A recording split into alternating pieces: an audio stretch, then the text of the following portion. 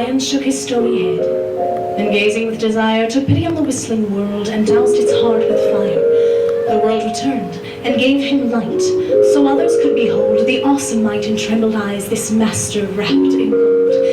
And as the sun was settling down, the moon from lucky labor brought forth a tiny nightingale to trumpet shining neighbor. The bird with sparkling, twisting paws bowed down before the sky, and musky purple dusk grew soft to wink its weary eye. And so began the daily dance. The lion, strong and bright, would pierce the dark in splendor and bless the world with light.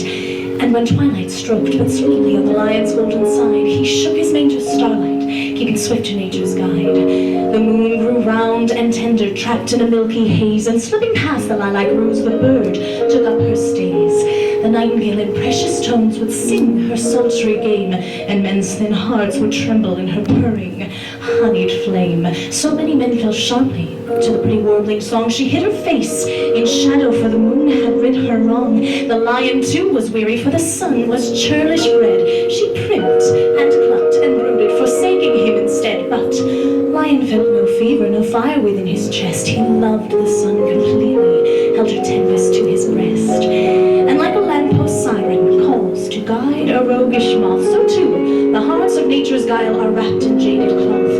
Within these hazy crevices of metal, silk, and gold, which order sweeping clocks to bend on gently creaking folds, the lady caught the lion in the devil of her eye, his handsome candor gleaming under dark or lightning sky.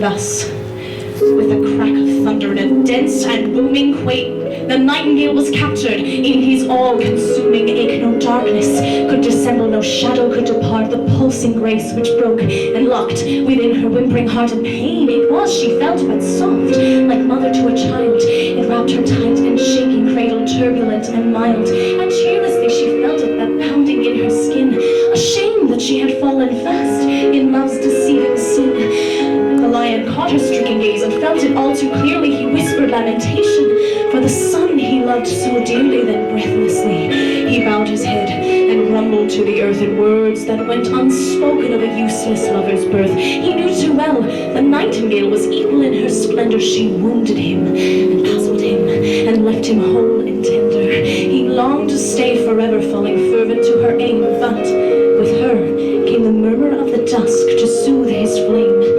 So lost within a moment was the thunder and the storm, for loyal bound the lion went to let the night be born. The nightingale, so blistered by the sigh within his stride, did vow that she would lose him where the shadow's capture hides. The lady sang, this time in verse, a shade of holy hue. It shook the night, triumphant bright, a fugue of lashing hue, a whipping, whirling melody she warbled through her tears. It sent a storm to roiling, harsh-toned, dulcet queer. Lamenting for her beloved child, the moon divulged and wept. She shuddered in the aching cold that rocked her heaven sept. At last, the little nightingale collapsed as dawn appeared. The downy night besmirched with white, her ice euphoric tears. Then quietly she found, amid the glisten of a beam, a captivating creature of a contemplative breed. There the lion, gleaming golden, silent and unbound, took up the bird's decision with the ghost of absent sound. He saw her shadow blossom dappled soft beneath his tread. He smiled once and beckoned with a gesture of his head. She praised her holy moon, for not a single dream could measure the calming, traipsing stumble that her heart found in this treasure.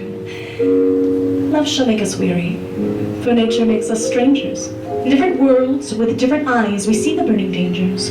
The bird belonged to satin depths, the lion to the day, and love belongs to neither muse, delighting in the play. Within these hazy crevices of metal, silk, and gold, which order sweeping clocks to bend on gently creaking folds, we watch the world through seasons in contemplative pall, and learn beneath its harmonies that true love conquers all.